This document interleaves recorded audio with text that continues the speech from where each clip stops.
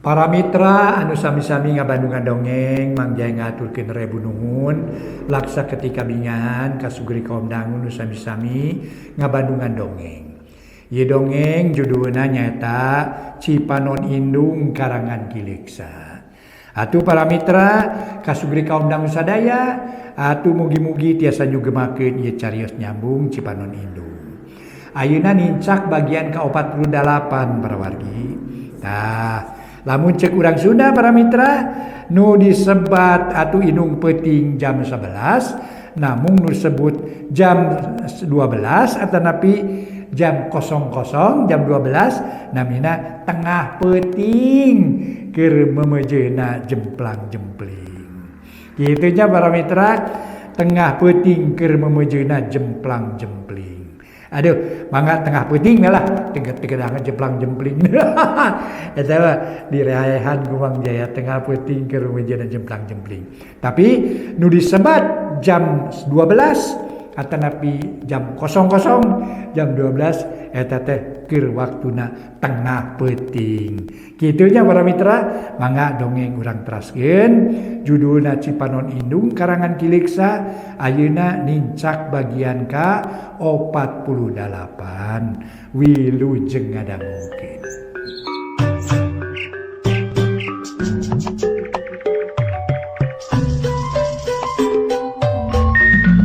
Para mitra kaum dangu, wilujeng tepang dangu deui sareng acara matuh dongeng enteng. Mang Jaya sapara kanca bade neraskeun hanca dongeng nu katunda carios nyambung judulna nyaeta Cipanon Indung. Ayeuna nincak bagian ka-48, Mang Jaya ti studio ngahaturkeun wilujeng ngadangukeun mugi katampi kalayan kabingahan. Carios nyambung judulna Cipanon Indung karya Kileksa dina bagian ka-48. Para mitra kaum dangu nu sami-sami ngabandungan ieu dongeng. Suganda jeung Mimin harita ngobrol di barung ku Sukabunga. Meuni sagala dicaritakeun. Pikeun Mimin mah kaayaan kitu teh mangrupa hiji kabagjaan anu pohara. Ari sabab nu dipikahayang tiba heula teh jadi kanyataan, ngan aya gorengna kahayangna teh teu aya watesna. Dibere sajengkal hayang sadeupa, dibere sadeupa hayang sahasta.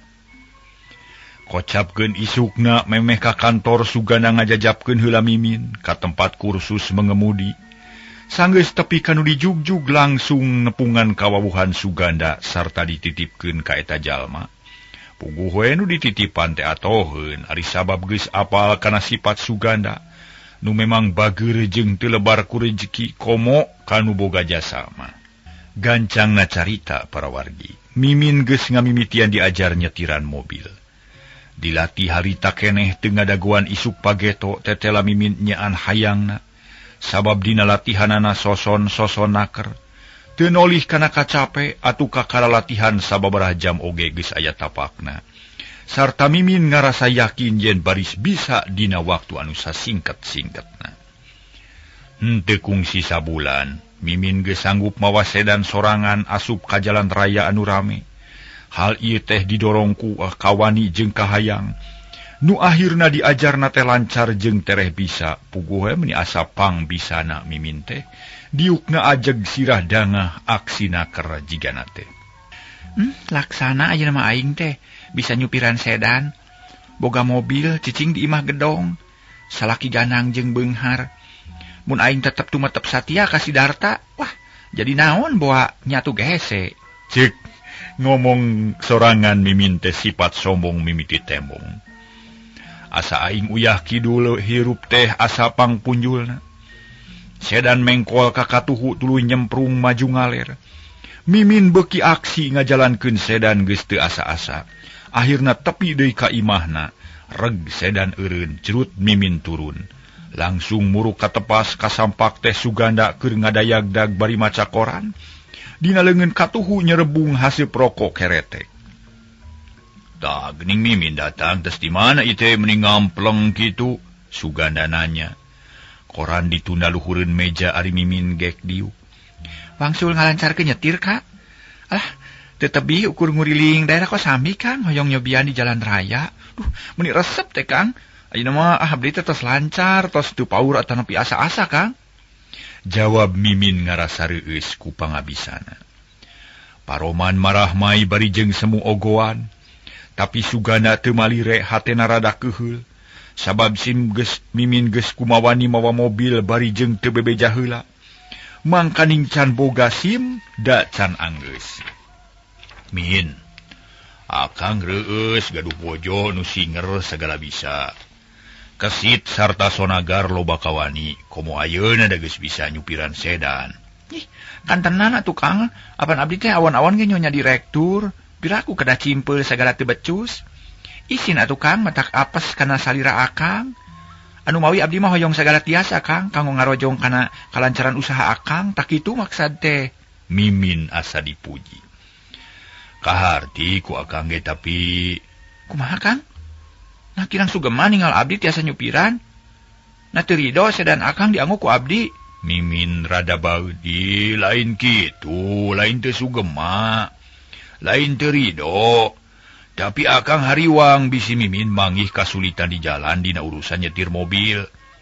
Lain cukup ku pinter ngoper-ngoper gigi jeung ngulingkeun setir wungkul, tapi oge kudu nyaho kana tata tertib jeung kasopanan dina ngajalankeun mobil. Sabab teu sagawayah kabeh ge aya aturanana, ceuk Suganda Daryanaker. Apan abdi tos namat kursus nyetir mobil, Kang? Abdi tos terang kana tata cara nyetir sarta terang kana aturan-aturanana. Mimin embung ele. Nya syukur we geus nyaho mah akang ngiru bungah pokona, tapi nah ayeuna geus kumaha ngalanggar aturan. Apan salah teh akang teh terus terang wae teu satuju. Suganda tegas. Nyaritana tapi tetep bari jeung ati-ati bisi Mimin punung. Har, kumari akang nanaon nu dilanggar ku abdi? Mimin can boga SIM. Suganda kalah kamalik nanya. Panu neuteup seukeut ka Mimin anu colohok bengong. Oh, SIM? Teu acan? Tah dina aturanana kumaha? Pan geus kanyahoan meureun. Dah sekedap moal naon, Kang? Jawab Mimin eraeun. Manehna kakara sadar ayeuna mah kana kasalahanana. Can boga SIM geus wani-wani mawa mobil ka jalan raya anu rame. Ulah rasa mokaha, ulah ngangapernah kana paraturan. Ari sabab aturan lalu lintas jeung sopan santun dina ngajalankeun mobil, eta teh mangfaatna keur urang keneh. Mun urang teu taat jeung teu malire kana aturan lalu lintas nu berlaku sarua jeung teu nyaah ka diri. Teu nyaah ka diri pribadi.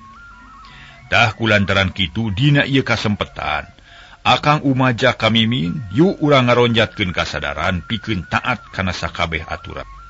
Aturan-aturan lalu lintas nu geus aya. Ulah rasa mokaha, ulah rasa maneh, ulah dilalaworakeun. Sabab eta aturan teh keur kapentingan umum jeung kapentingan urang keneh. Salah sahijina tina eta pelaturan, sing saha nu mawa mobil ka jalan kudu boga surat izin mengemudi atawa SIM. Kajaba, mun mawa mobil di jero imah eta mah karep teuing. Cek Suganda ditungtungan ku seuri leutik. Panon ngagiler ka Mimin ungut-ungutan ngabandungan. Kahartos Kang, punten atunya abdi mah meniru maos lepat Kang. Nah nu geus kaliwat mah teu naon-naon. Ngan kahareupna ulah rek sakali-kali deui. Urang salaku warga nagara nu hade kudu taat kana sakabeh aturan-aturan ti pamarentah dina widang naon bae oge. Dina hal ieu anu diutamakeun teh aturan lalu lintas.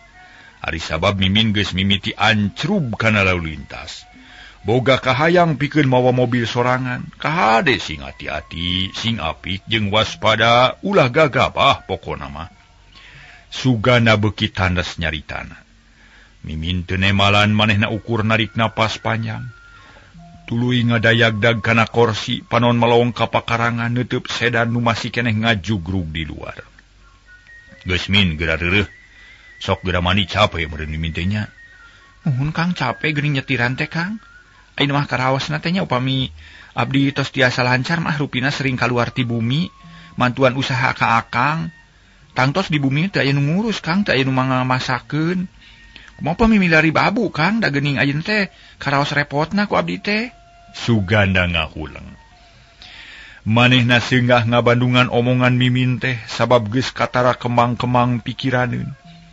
Sifat Mimin geus teh mong ayeuna mah jigana teh taya bedana jeung sifat Wati. Suganda ngupat dina hatena dibarung ku ratugna jajantung.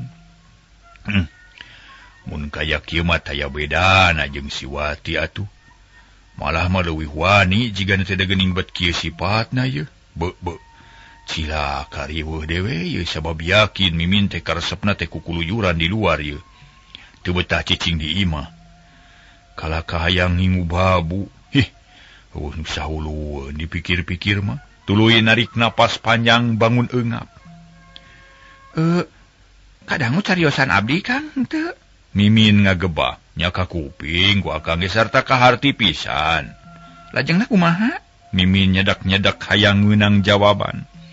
Min keur samentara malah ulah wakan neangan babu wayahna we lah sing perih. Ku akang diandalkeun pikeun ngurus imah. Ari sababna usaha akang ayeuna keur turun. Atuh biaya hirup ngurangan. Keun ke kahareup upama geus segininan urang neangan babu nu singer. Jawab Suganda dari anaker. Leuleuy tapi peureus kadengena ku Mimin. Ari sabab para mitra mun diponokeun mah jawaban Suganda teh sarua jeung nolak. Teu panuju kana kahayangna Mimin. Puguh Mimin jadi teu ngeunah hate asa dimomorekeun kudu jadi salaki. Tapi teu nemongkeun anu amek malah maseuri leutik api-api pok nyarita deui. Nuhunna tuh pamikitu makang abdi mah ngiringan. Permiosa bade ka jaman heula meuni hareudang ye. Jung nangtung leos ka tukang. Kaayaan jempe sakedeung. Suganda ngahulang mikiran lalampahan Mimin nu bener-bener unggah adat, unggah pileumpangan. Beda pisan jeung sifatna baheula, Suganda kakara nyaho ayeuna mah. Saha ari Mimin anu sanyana. Kudu namanya teh Tibareto. Sabab bangna teu satia kadarta pedadarta usahana leutik.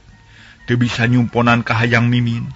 Ari ku Suganda kalah ka dipulungnya puguh we karasa pait peuheurna ayeuna. Utan teh kitu kaayaan Mimin teh nu sanyana. Ayeuna mah kaharti ku aing teh lain darta teu satia tapi darta nu teu tanggung jawab. Lain darta teu tanggung jawab deui. Tapi Mimin anu pangeretan, resep roroyalan jeung resep pamer harta. Beuh. Mun diantep batak cilaka ye, leuwih ruksak bata nu kolot jigana teh. Kudu kumaha mun geus kieu mangkaning kakolotna geus wakca yen aing moal kaduhung di akhir. Sabab geus asak mikir. Ari buktina kieu patut. Sugana ngupat dina hatena nyot nyeseup ududna. Serebung haseup mulek kaluhur leng Suganda mikir neangan akal pikeun nyegah jeung ngahalangan kana kahayang Mimin. Bisi kamalinaan tapi can kapikir sirah Suganda kalah kalieur karasana. Kumangke we kagok asong. Sugan we bisa diwara. Ceuk Suganda deui tuluy nangtung sarta kaluar ti tepas, muru kana sedan rek dipariksa bisi aya nu rusak. Harita teh para mitra sabada dipake ku Mimin. Kocapkeun para mitra harita teh malam Minggu. Mimin geus rapih dangdan memang ari rupa mah geulis, mana komo da ayeuna mah dibungkus ku pakean nu sing sarwa mahal. Model jeung potongan kawilang anyar ditambah ku rupa-rupa perhiasan tina emas jeung berlian. Atuh meuni moronyoy pikabitaeun Suganda ge reueus ari nempo kitu mah. Kang Ganda, film saya di Panti Karya, Kang. Tadi abdi ngalangkung kadinya. Nonton yuk. Kitu mimitina ngolo-ngolo ka Suganda, sangka daek diajak lalajo. Hari Suganda harita kakara reureuh tas ngumah mobilna. Alah, akang teh cara pepisan, Min. Mun bisa mah enjing waktu siang lah. Jawab Suganda bari gek diuk dina korsi panon melong kaburuan. Akang pira aku teu karunya ka abdi nu tos dangdos, Kang. Ayeuna tukang da tara unggal dinten ieu nya. Tara unggal wengi, Kang. Nya ayeuna nya. Ceuk Mimin setengah maksa. Panon ngadilak bari leungeun ngaragamang kana tak-tak salakina. Leres tara unggal wengi teh mah tawipan atuh da lah capek akang teh ye. Akang teh hayang reureuh heula. Mimin baeud ngajang gilak ciga budak leutik. Ogoan pisan kasalaki teh saterusna ku Suganda dilelemu jeung diolo.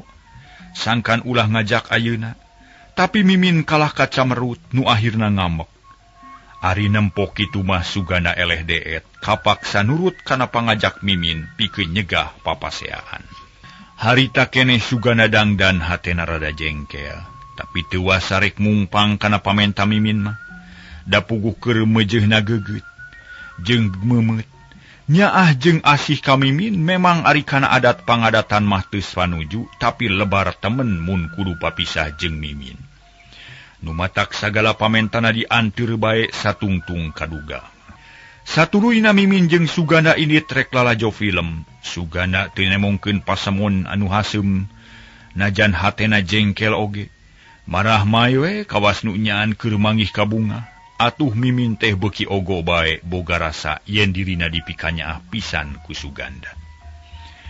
Beuki lila para mitra adat pangadatan Mimin anu asli beuki kapanggih ku Suganda.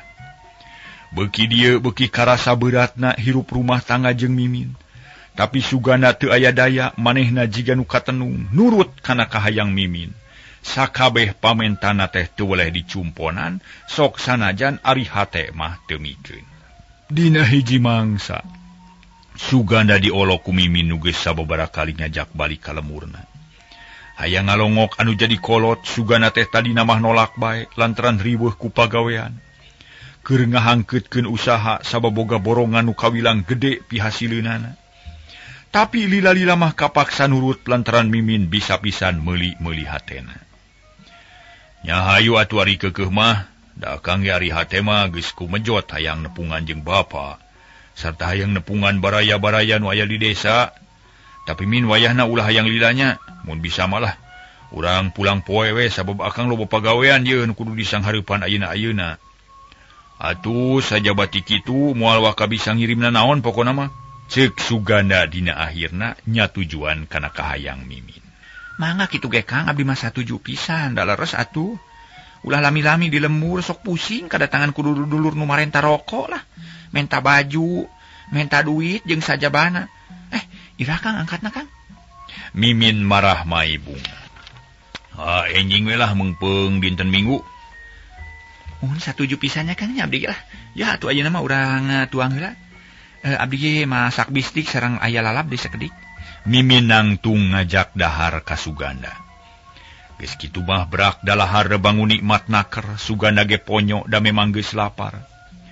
Kocapkeun isukna rebun-rebun keneh Suganda geus ngabijilkeun mobil 3 rasi. Ari Mimin geus rengse nyayagikeun bawaeun ka lemur. Kira-kira pukul 6 diu sedan teh ninggalkeun imah. Ngajugjug ka lemur Mimin anu aya di pasisian. Mimin kacida ngarasa bungahna lantaran kahayangna dicumponan ku salakina. Mimin geus boga rencana hayang nyugemakeun kanu jadi kolot. Nu matak meuni maksa ngajak balik ka Suganda. Barang datang ka lemurna, puguh we dibageakeun ku Mang Ahdi. Jeung bojona malah mah tatanggana meuni julna repungan. Malum di lemur teh atuh sok sono ari kanu datang ti kota teh. Pada hayang tepungan edas Mimin mah hatena goreng. Kanu rabuna repungan teh nyangka rek barang penta, pedah manehna geus maju sagala loba. Atuh sangkaan anu lain-lain, dina narima nu nepungan teh teu pati berag. Meureun nya ari aing geus beunghar mah nya tatangga ge meuni rabul narpungan. Paribasa hayang amprok padahal mah aing nyaho hayang dibere ku aing. Da buktina basa aing ngahiji keneh jeung Darta mah. Tepung di jalan geus seuseut nanya geuning. Teu uyahan jelema teh nya. Kitu ceuk hate Mimin mangsa harita. Tapi ari beungeut mah jiga nu nya ngarasa bunga sasalaman jeung babaturanna teh nu geus laloba anak. Ari Suganda bungaheun nempok kaayan kitu sabab karasa nikmatna jadi jalma nu dihargaan ku urang lembur. Meuni juljo nepungan gupgap sasalaman meuni ngakukeun dulur. Aya nu ngakukeun ua, ngakukeun emang, akang, ece jeung sajabana. Atuh Suganda teu lebar-lebar ngabagikeun rokok jeung duit receh ka barudak, nya puguh sarerea ge meuni haripeut. Kang, kapenggeureuh layu? Ceuk Mimin ngaharewos bari Noel. Suganda teu loba omong, tuluy nuturkeun ka jero sanggeus aya di nusuni. Mimin ngaharewos kasalakina sangkan ulah royal teuing ngabagikeun duit. Cakakak Sugana seuri bangun anu bungah naker. Puguh Mimin teh reuwas, kep bibir Sugana ditungkup, bari manehna ngantelkeun curug kana bibir. Ulah tarik teh gumujengna atuh Kang, teu ngartos teh nya. Oh, keun bae Mimin lah. Biasa moal matak rugi sakitu wae mah atuh. Sugana ngalewas deui ka tepas nepungan dulur Mang Ahdi nu keur ngariung. Bari udud pating pelenyun, udud bangun nikmat da puguh biasa nama ukur bako mole jeung daun kawung ayeuna dibare rokok keretek puguh we meuni saregut para mitra ngarokona teh. Para mitra kaum dangu kocapkeun harita Mimin jengkeleun naker gawena kekerot bari ngurutan dada. Sup ka kamar lep teu bijil deui pusingeun nempo dulur-dulurna nu daratang meuni abreg-abregan matak bingung. Nyai, kunaon ngaringkep wae di kamar barina oge? Itu teh Uyu hayangeun tepung cenah meuni geus nananyakeun we ti Bareto. Inung nananya bari bukakeun pantok kamar. Barang breh Mimin ngagoler bari melong lalangit. Diangel ku dua leungeun jiga nu bingung. Bejakeun ku malah Mimin malah lieur kitu. Jawabna tegeug. Nginum ubar atuh Nyai bising katutuluyan. Mimin teu nemalan. Anggur Malik tuluy ngarengkol bari peureum, inung namah ngeteyep ngadeuketan. Gap ngaram patarang Mimin memang karasa panas meueusan. Tapi lain lieur imah pusing mikiran kanuda nu daratang. Nya haneut ieu ke urang menta ubar ka Aden. Inungna ngaleos init korejat Mimin hudang. Krotrak panto ditulakan goledag ngagoler deui bari kukulutus dina hatena. Ditepas rame kudu ngawarangkong nangga pangalaman Suganda nu salilana aya di kota. Mang Ahdi meuni rebeh-rebeh liang irungna reueus boga minantu nu gandang jeung pinter.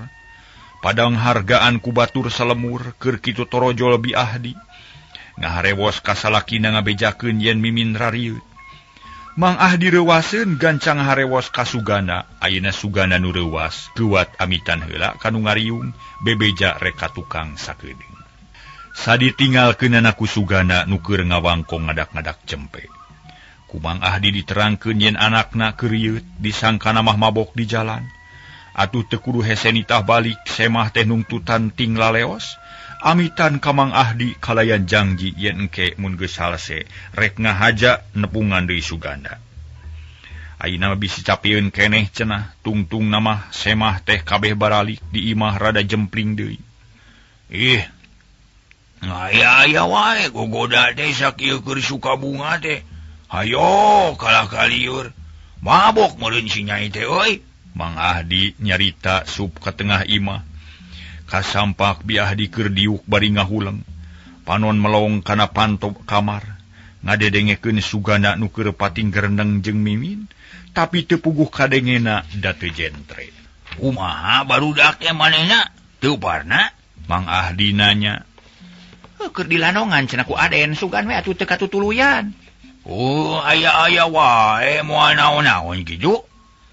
Teuing atuh kuring mah teu nyaho. Jep deui jempe. Mang Ahdi jeung pamajikanana teu laloba omong ngan hatena jadi hariwang. Bisi anakna nyaan gering, tapi teu kungsi lila Mimin jeung Suganda bari jieur ti kamar. Gek dariuk di tengah imah ngariung jeung indung bapana. Tah geuning geus rerep. Kumaha ayeuna Nyai cager?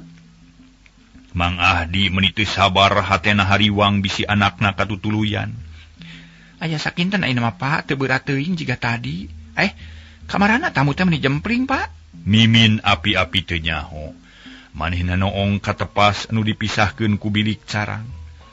Baralik heula karunya cenah ka Mimin nu gering. Bisi riweuheun cenah. Ngan maranehanana janji yen ke pasosore rek datang deui cenah ka dieu. Rek ngadon ngobrol jeung Aden. Malah Mang Iko mah geus bebeja ka bapa. Rek ngirim lauk emas kanggo Aden cenah. Ceuk Mang Ahdi bangun reueus. Tapi Mimin seunggah lantaran geus kacipta dina pipikiranana yen engke pasosore bakal ngagelak deui nu narepungan manehanana. Nya hatur nuhun kitu Pak bartoskeun.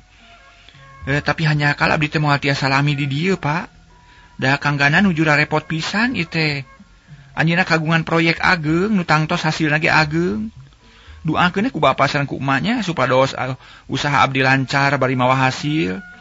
Kage upami abdi bade naon teh bade wangsul moal monok artina mah lah. Bade wangsul moal monok di dieu teh ayeuna mah wengi ieu mah. Cek Mimin tuluy terus terang ka bapana. Yen moal ilanganjangna puguh we Mang Ahdi handeueulun. Har. Pira kumaha moal meuting nyai? Karena naonan balik oge moal lama apan bapa teh sono hayang tepung jeung anak. Ih, ari bapa. Apan abdi oge pangna maksakeun ka dieu teh sono ka bapa jeung ka emak. Damun teu sono mah moal rek los-los ka dieu sabab kacidaripuhna di ditu oge seueur pada melan. Ayeuna mah asa tepung we heula keun engke upami aya deui waktos tangtos ka dieu deui. Sanes kitunya Kang nya. Mimin ngareret ka Suganda nu keur ngalepus udut. Mohon kitu min wayahna we na moalami. Hanya kal teuing atuh mangkani engke teh bakal seueur nu kikiriman ka dieu teh Aden. Aduh, nu ngirim hayam, lauk emas, lalap jeung sajabana. Atuh, tapi teu naon ari kitu mah bapa ge nganuhunkeun pisan ka Aden anu teu woleh emut ka dieu ka gunung. Najan repot ge maksakeun angkat. Nuhun Aden, bapa teh bingung ari kieu teh. Cek Mang Ahdi dari anaker para mitra Sugana tuluy harita nyarita. Leres pa abdi ge bakat ku emut we ka sepuh sanaos repot ge kapaksa ka dieu heula. Ongko Mimin ngaeh we hoyong tepang sareng ibu cenah. Dah tos lami teu tepang tuh Kang janten emut wae. Mak, Bapak, abdi teh ayeuna mah tos gaduh tempat pamatuhan nu sae di Gedong Sigrong di Bandung. Betah mak di bumi wae sareng pikaresepeun deui. Abdi teh tos badanten sareng Kang Ganda upami proyek tos rengse bade ngabangun bumi nu langkung sae. Da eta mah kontrakan, Mak. Atuh sajabi ti kitu abdi teh hoyong ngadamang-damelkeun bumi gedong ka emak jeung ka bapa. Engke we nya sakantenan pomitos kenging artos. Margi Kang Gana bade nampi hasil nu ageung sababada proyek nu ayeuna rengse. Sanes kitu, Kang? Mimin ngareret deui ka salakina. Tapi sakali ieu mah matak ngajenghok pikeun Suganda sabab teu disangka sacongo buuk. Mimin bakal nyarita kitu. Sabab manehna teu rumasa rek kikituan. Boro-boro mangnyeunkeun imah mitoha apan manehna sorangan ge can boga imah. Tapi rek ngadebat ka Mimin dihareupeun indung bapana mah teu wani, kapaksa mangnyakeun. Mohon bari ka hoyong abdi teh kitu nanging duka ari buktosna mah. Margi jalmi mah mung gaduh rencana ari nu ngabulkeun mah angging pangeran. Mugi-mugi we sing aya milik supados cita-cita Mimin laksana. Kitu pok-pokana teh jiga nu nya saha teh jeung Mimin. Padahal mah Suganda teh keuheulin pisan sabab Mimin ngababarikeun pisan kana rejeki. Anu karasa ku manehna sakitu seuseutna dina ngala rejeki teh. Ih, Aden, nyembe nguping rencana ge bapa mah tos pirang-pirang bunga jeung bagja. Sabab eta teh hiji bukti yen Aden teh sareng si Nyai merhatikeun kanu jadi kolot. Heug ku bapa jeung ku umah diduakeun pisan sangkan usaha Aden lancar. Mawa hasil nu mucekil. Sangkan laksana nyumponan eta kahayang. Nuhun Aden nuhun pisan satu acana oge. Cek Mang Ahdi bari marahmai dina sawangan geus kacipta. Manehna boga imah gedong hasil pamere minantu jeung anakna. Tangtu jadi bahan pamujian ku batur salemurna sabab boga minantu jegud jeung bager. Atur nuhun we kana pidoana mah Pak mugi-mugi teu nekanan. Suganda teu loba carita ngadadak hatena panas teu puguh. Teu panuju kana sikap Mimin anu mawa karep sorangan nyaritana janji disada. Mak, tos aya sangu atawa nepi henteu abdi mah lapar, Mak. Mimin nanya ka indungna nu ti tadi colohok bengong kawas nu kasima. Barang ditanya kitu gancang ka dapur rek popolah keur nyuguhan minantu. Saterusna para mitra sadaya Suganda jeung Mang Ahdi ngarobrol ngaler ngidul sagala dicaritakeun. Akhirna sor susuguh atuh berak dalahar balake cerakan. Dina kaayaan si Suganda mikiran omongan Mimin nu dianggapna gagabah jeung wawanianan. Sedengkeun janji ka kolot teh ulah dianggap hampang tapi kudu diinget-inget bisi teu kabayar. Nu era nama Suganda sabab manehna nu jadi gunung panangeuhan. Sedengkeun usahana keur turun lantaran loba halangan jeung harungan, ayeuna ge nyang hareupan proyek gede teh kakarang mimitian bari jeung can kaijir pihasileunana. Kunaon ari Mimin bet gagabah teuing nyarita teh. Mun kaya kieu mah jadi boga hutang aing kudu mere imah gedong kami toha. Lain lebar tapi ti mana waragadna apa aing sorangan ge can boga imah ieu teh. Kitu ceuk hate Sugana nu ngaganggu kana pikiranana malah dahar oge kurang sumanget. Mun teu era kanu nyuguhan mah moal ditarima. Tekung silila ti harita para wargi. Mimin bebeja ka Sugana. Yen geus meujeuhna balik, Mimin geus mere duit ka indungna susulumputan ti salaki. Teu bebeja yen geus mere kahayang namah indung bapana teh dibere deui ku Sugana ngarah leuwih gede meureunan. Kang Gana, ulah lami teuing di dieu bilih kabujeng poek. Yu urang wangsul ayeuna da tos teu aya deui nu diantosan. Nya yu atuh minda nya ulah lami teuing. Tapi ieu atuh pasikeun ka emak jeung ka bapa kamu meser bako.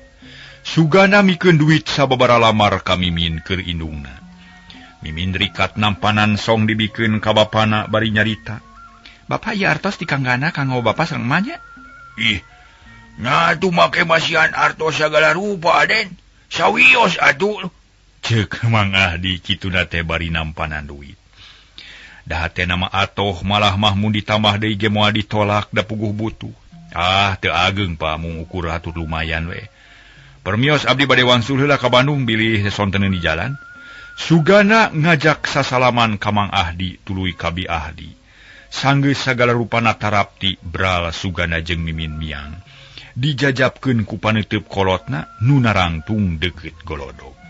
Cag urang tuna heula lalampahan Sugana jeung Mimin ayeuna kocapkeun ka ayan Darta jeung Bisarmi.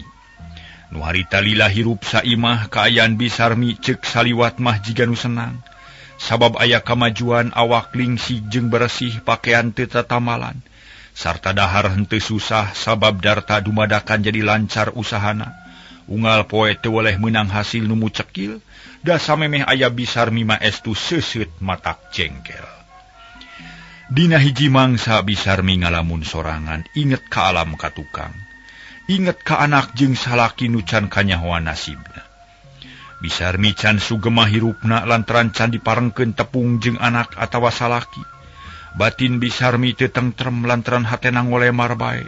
Inget ka Rojali nu teuing di mana ayana. Duh, anak king naha urang teh bet dikadarkeun kudu papisah. Di mana atuh hidup teh Rojali? Ieu emak geus taun-taun neangan tapi teu aya laratan. Hidup teh hirup keneh atawa karingarana. Hampura emak teh teu bisa ngurus sabab kaayaan batan sakieu emak oge. Ceuk Bisarmi ngomong sorangan. Panon melong ka langit anu bulau. Mega bodas pating arudat pating jarumpruk jiga gugupai ka Bisarmi. Ngajak indit kanu jauh ngalalana neangan anak anu leungit. Tina anteng teuing ngalamun Bisarmi geus teu kuat hayang tepung jeung Rojali. Lantaran beungeut anakna kokolebatan wae dina kongkolak matana. Asa napel dina bibir Panon, akhirna Bisarmi mutuskeun hiji paniatan rek indit deui neangan nu jadi anak. Mun kieu wae salilana mah aing teh moal aya tungtungna. Memang ari sare jeung dahar mah ngeunah sabab aya Jang Darta nu usaha dipake maraban aing. Tapi kumaha ngeunaan Rojali tangtu moal aya harepan patepung. Da aing teu daek usaha pikeun neanganana. Bapana onaman mah keun bae da geus puguh aya di jero panjara ngan aing teh teu bisa mastikeun ha geus bebas atawa acan Kang Karta teh. Di mana ayana atunya? Ceuk Bisarmi bari tuluy ngusap beungeut. Breh lalakon jaman ka tukang nemongan deui kekecapan Karta mun nyarekan ka manehna kadenge deui. Sarta sakabeh rengkak paripolahna nemongan atra naker. Bisarmi beuki teu ngeunah cicing teu betah aya di imah hayang indit udar ider neangan anak jeung salakina. Ayeuna mah mending indit we susuganan aya milik bisa tepung jeung nu jadi anak. Keun urusan Kang Jang Darta mah babari. Aing bisa balik ka dieu mun aya kasulitan. Rek bebeja we terus terang yen aing teh perlu neangan nu jadi anak. Bisarmi geus buleud hatena. Yen manehna rek indit ngamimitian deui neangan nu jadi anak. Sabab Bisarmi asa tepuguh gawe cicingge ukur senang keur sorangan wungkul teu mikirkeun ka Rojali. Geus teteg kitu mah Bisarmi tuluy babahanan nyadiakeun salin keur bawaeun bisi kapaksa kudu meuting di tempat nu jauh ti imah Darta. Sanggeus tarapti terus nyadiakeun sangu keur nyampakeun Darta nu tereh balik ti tempat pakulianana. Akhirna Darta datang unggal balik taralengoh kudu aya nu dijingjing keur ngirim Bisarmi nu geus dianggap indung pituin. Tapi poe eta mah Darta teh ciga nu kurang sugema lantaran hasil usahana teu kawas sasari. Gek diuk tuluy nginum meningalek-lek. Geuning siang keneh geus datang Ujang. Kumaha usaha poe ieu? Bisarmi ngamimitian nyarita gek diuk pahareup-hareup jeung Darta. Nuju tiiseun mak lah. Ayeuna mah barang teh kurang rame, barang teh atuh nu ngulikeun manggul ge sepi, nu matak waya kieu geus we balik lah. Tapi mah bade ka mana eta teh jigan terus bubuntel kitu? Darta heraneun nempo buntelan luhureun meja leutik nu memang dituna di dinya ku Bisarmi. Kieu Ujang emak teh lain teu nganuhunkeun ka Ujang nu ngabelaan ka emak. Oge lain teu melang ninggalkeun Ujang sorangan di dieu. Tapi emak teh sanyana mah teu ngeunah cicing, lain teu betah, lain teu senang, lain. Ayana di Ujang teh. Tapi hate ngait wae kapun anaknya Tanah Rojali nu geus taun-taun teu tepung. Tah kulantaran kitu emak teh menta idin ti Ujang. Rek ngamimitian deui neangan nu jadi anak, tah kitu Ujang. Bisarmi nerangkeun maksudna kalayan jelas. Teu kagok jeung asa-asa ngan Darta reuwaseun sok sieun manehna teu bisa nyugemakeun ka Bisarmi. Waktosna sae para mitra.